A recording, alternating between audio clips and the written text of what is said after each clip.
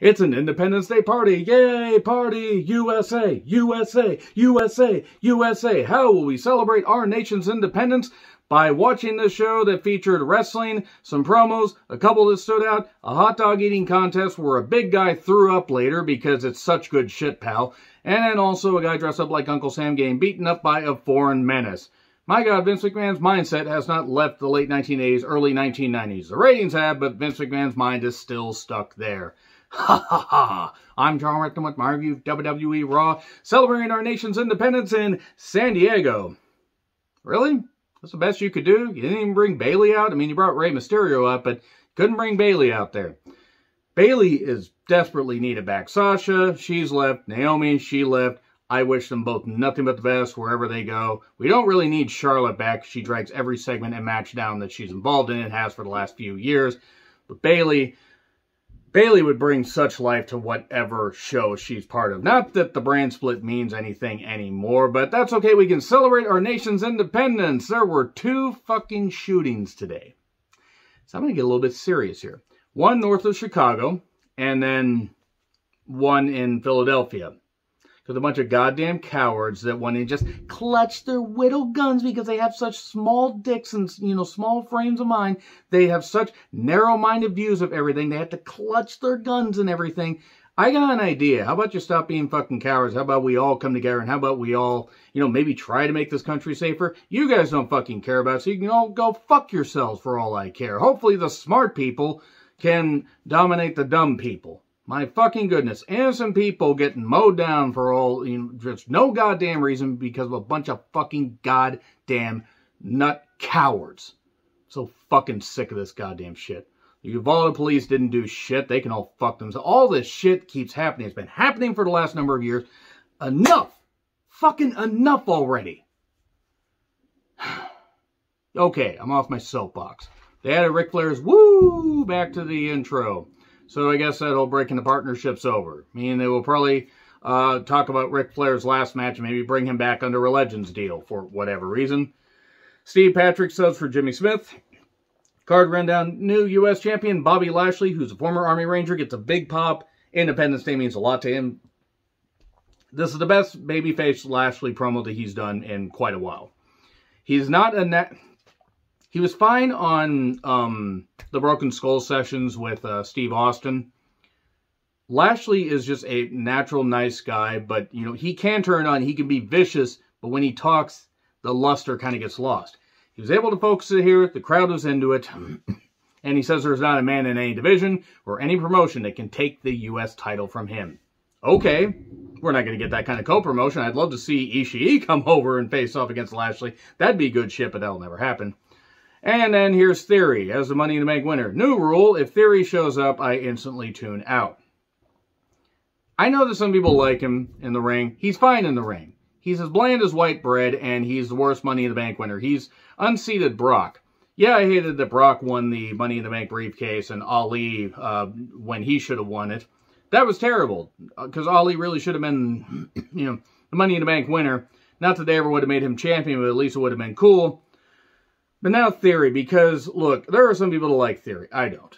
And he tries to cut a promo. He just has no fucking personality. And I think there were some people booing, but it sounded like they really sweetened the crowd noise. He's gained a U.S. title rematch at SummerSlam and says he will cash in after Roman and Lesnar beat the shit out of each other.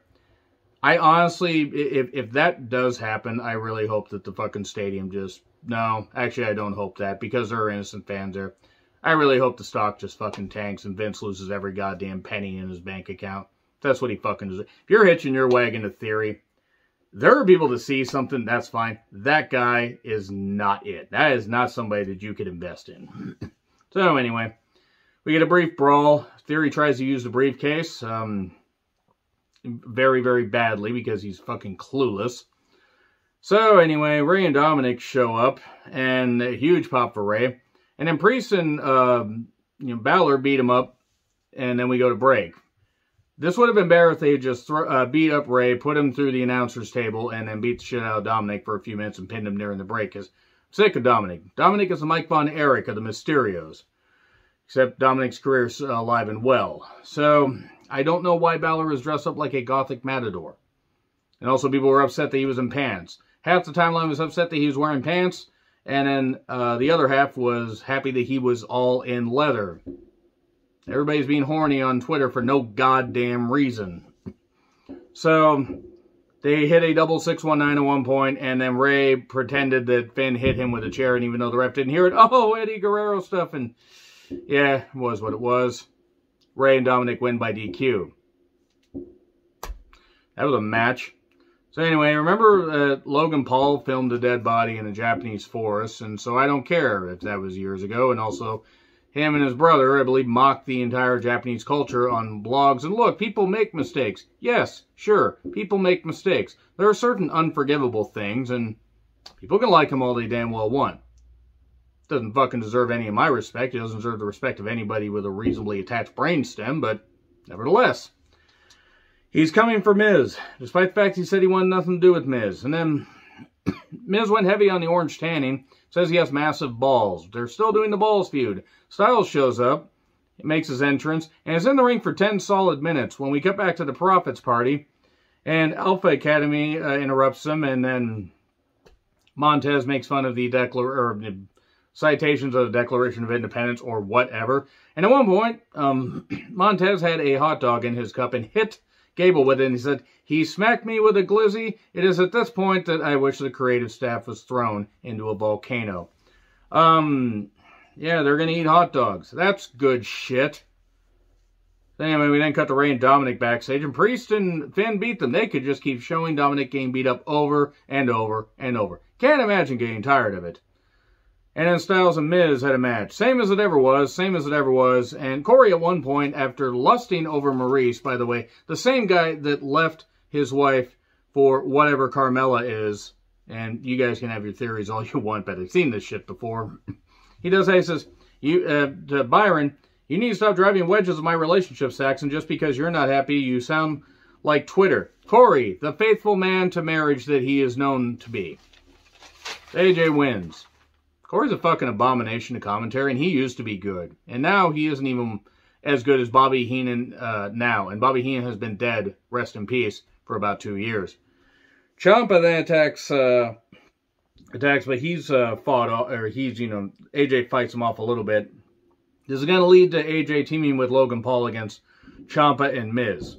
So that match is written off of SummerSlam. My SummerSlam review is going to be interesting, I can just tell. We're 26 days away. I don't know how that stadium crowd is going to receive it. I think there will be some good matches.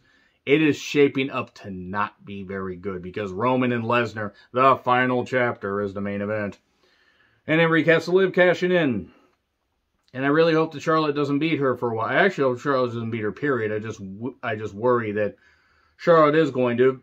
And Liv's going to be pushed right back down the card. And then Vince is going to wonder why the morale is so low among the fans. Here's Liv to a big reaction. Liv gently scissors the ropes in celebration. Cuts a promo. Talks about how hard she's worked. Talks about the fans' faith in her, even when she didn't have faith in herself. Great promo. This is good stuff. This is the most fired up she's been. Here's Natalya. We go to break. And her, well, actually we just basically have Natalya there, and then I keep saying we're going to break because it seems like every goddamn time we have people show up, we go to break. We have a match start, we go to break, and then all the interesting stuff happens in the commercial. Carmella, why is Carmella here? These are important questions to be asked. I know it's just one, but yeah, why is Carmella here? She should not be in the ring. She's not any good. Then here's Bianca to basically stop a beatdown. Pierce makes a tag match. And so let me get this straight. So Natty loses clean to Ronda. Carmella loses in a match she had no business being in because she is Carmella and she is terrible in the ring. And has always been terrible in the ring. And has gotten worse. They both lose clean and now they suddenly want title shots again. Make it make sense. So anyway, Corey's commentary was abysmal.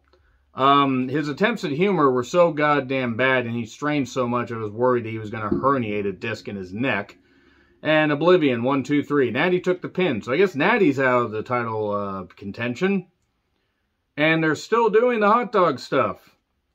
And Veer got his stuff stolen by Ali and Cedric.